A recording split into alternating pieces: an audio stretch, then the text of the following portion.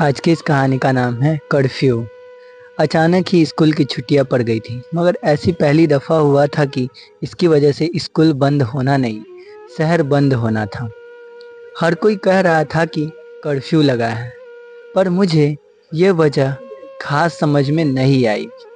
इसलिए मैंने अपना मतलब छुट्टियों और खर्च करने तक सीमित रखा। बीच बीच में जैसे माँ ने सिखाया, ठीक उसी ढंग से आंख बंद करके छुट्टियां बढ़ जाने की दुआ मांग लिया करता था। वैसे उस वक्त मुझे दुआ का मतलब पता नहीं था।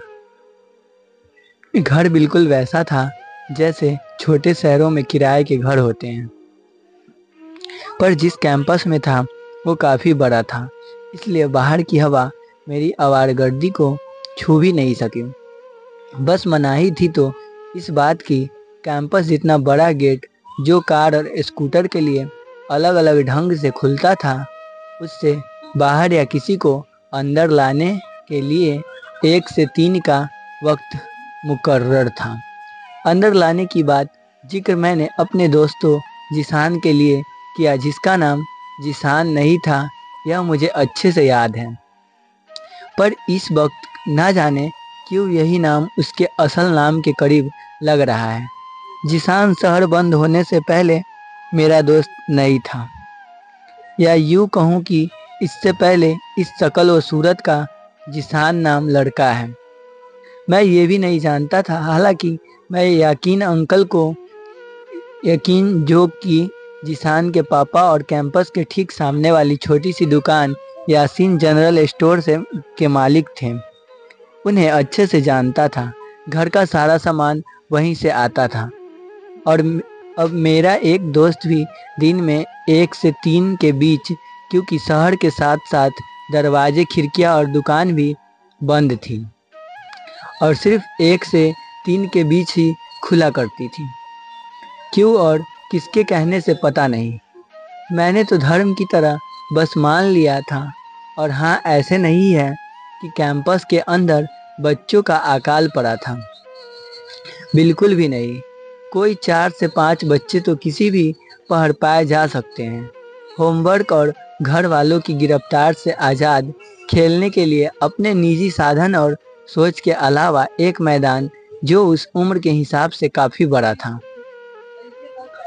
और एक झूला मौजूद थे।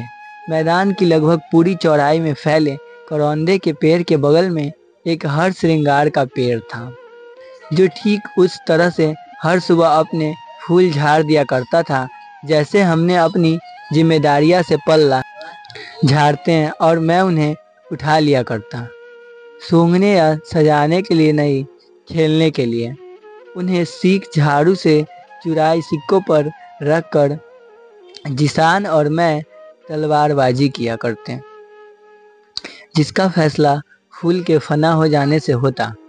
मैंने अपने इस खेल में चाइनीज मूवी की आवाज़ों भी शामिल कर ली थी, जिसे जिसान भी बाद में दोहराने लगा था, बेहद ही अजीब से अंदाज में। जब तक फूल रहते हमारा ये खेल चलता रहता। ना जीतने वाले को कुछ मिलता, ना हारने वाले का कुछ जाता। कुछ ही दिनों में इस खेल को पुराने संदूक की तरह हमने एक कोने में फेंक दिया और नई बातें करने लगे, क्योंकि हम दोनों पूरी तरह से एक दूसरे के लिए नए थे। पापा को अब्बू कहते हैं, मम्मी को अम्मी। उनके यहाँ नॉनवेज खाने के लिए मना नहीं करते, बाकी दाल चावल वे भी खाते हैं। थोड़ी देर बाद मैंने भी भारी भारी बातें करनी शुरू कर दी और उन चीज़ों का भी सीना चौड़ा करके बखान करने लगा, जिसने वैसे मुझे कुछ खास लगाव नहीं था। हमारे यहाँ बहुत ताकतवर मंत्र होते हैं, ओम नमो नमः, जय बजरंगबली, तोड़ दुश्मन की नली, और उधर से गूंजता हुआ या अल्लाह आया। फिर हम दोनों ने भगवान और अल्लाह की ताकत का एक कंपटीशन किया। दोनों ने एक दूसरे को हारा हुआ माना और खुद को जीता हुआ। दोनों अपने में खुश थे। घर लौट के मैंने जिसान के घर और महज से जुड़े कई सवाल अपनी माँ से किए। बदले में कुछ नए सवाल मिले। अगर उस समय मैं किसी बड़ी क्लास में होता तो इस दिमागी उथल पुथल को मैं सवाल का न्यूक्लियर रिएक्शन जैसे कुछ बोल देता। पर अगर मेरी उम्र उतनी होती तो सवालों का नक्शा काफ़ी अलग ही होता। हर सवाल के लिए इर्द गिर्द एक अजीब का घेरा था, डर का ऐसा डर जो मुझे रोक रहा था।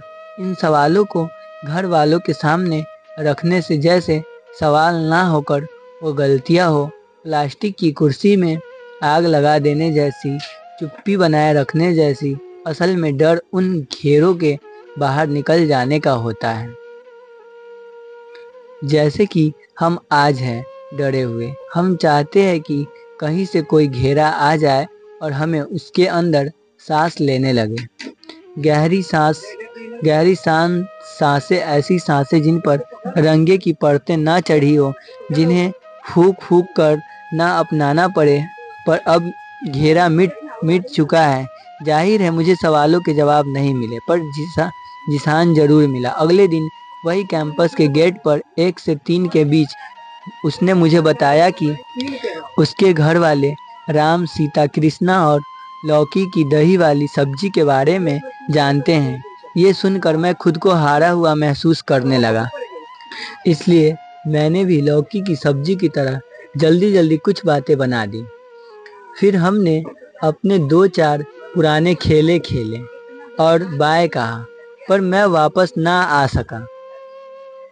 घर के अंदर होने के बावजूद भी मैं ठीक वही खड़ा था जहां मैंने जिसान को झूठ बोला था, क्योंकि उस दिन मैंने एक बात सीखी थी कि झूठ का एक अजीब सा कड़वापन होता है जो आपकी जबान से चिपका रहता है। उस पे आप लाख चीनी रख लो या थूक लो, वो आसानी से जाता नहीं और आपके ख्यालों को डसता रहता। मैंने तय कर लिया कि मैं अगले दिन जिसान को सच बोल दूंगा, और अगला दिन होते होते मैंने अपने ज़मीर को मना लिया कि इस बार जाने दें, आगे से नहीं होगा। और आज तक वैसा ही है। हर दफ़ा मना लेता हूँ।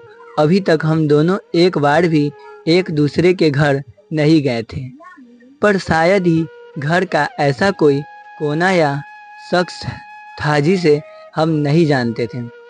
शायद वही वजह दोनों एक दूसरे के घर जाना चाहते भी थे और नहीं भी, पर हमने इतना सोचा नहीं क्योंकि हम छोटे थे। हम एक दूसरे के खेले और खेलने के ढंग को काफ़ी अच्छी तरह समझ चुके थे, और जितना हम सोच रहे थे शायद उतने अलग थे भी नहीं। जैसे कि उसके यहाँ भी सिवाइयाँ बनती थी जो मैंने उसके टिफ़िन से खाई थी। थोड़ी अलग भले ही थी, पर सिवैया ही एक आध बार माँ को घुमा फिरा के बताने की कोशिश की थी कि मुझे वैसी वाली खानी है। पर सब कुछ बोलकर भी जिसान के टिफ़िन का नाम नहीं सका, क्योंकि मैं जिसान को जानता हूँ ये बात उन्हें नहीं पता थी। बता सकता था मैं कि हाँ, जिसान मेरा नया और एक बहुत अच्छा दोस्त है, कैंपस के बाकी बच्चों से अच्छा। वो आपको भी जानता है और आपकी दही वाली लौकी की सब्जी को भी। पर पता नहीं क्यों नहीं बताया। मैंने छुट्टियां ठीक तीसरे संडे पर ख़त्म हो रही थी। जिसान के मुंह से यह बात सुनते ही मैंने चाइनीज फाइट सीन वाली आवाज़ें निकालना बंद कर दी और एक बुनियादी सवाल पूछ डाला, क्यों मामला शांत हो गया है? जिसान ने बिना ज़्यादा सोचे जवाब दिया, और अचानक ऐसा लगा जैसे उसकी आवाज़ में घर में कोई बड़ा आकर बैठ गया हो। कैसा मामला? मेरा अगला सवाल किसी कुतूहली बच्चे की तरह अपने पंजे के बल उछल पड़ा। कुछ हिंदू मुस्लिम दंगा हुआ था यार, ऐसा उसने अपने दायां हाथ मेरे बाएं कंधे पर रखते हुए बोला। तो दोस्तों, आज की कहानी आपको कैसी लगी कमेंट बॉक्स में ज़रूर बताना, और चैनल पे नए हो तो चैनल को सब्सक्राइब करके वीडियो को ज़रूर से ज़रूर लाइक करें तथा अपने दोस्तों के पास शेयर करें। मिलते हैं नेक्स्ट वीडियो में, तब तक के लिए बाय बाय।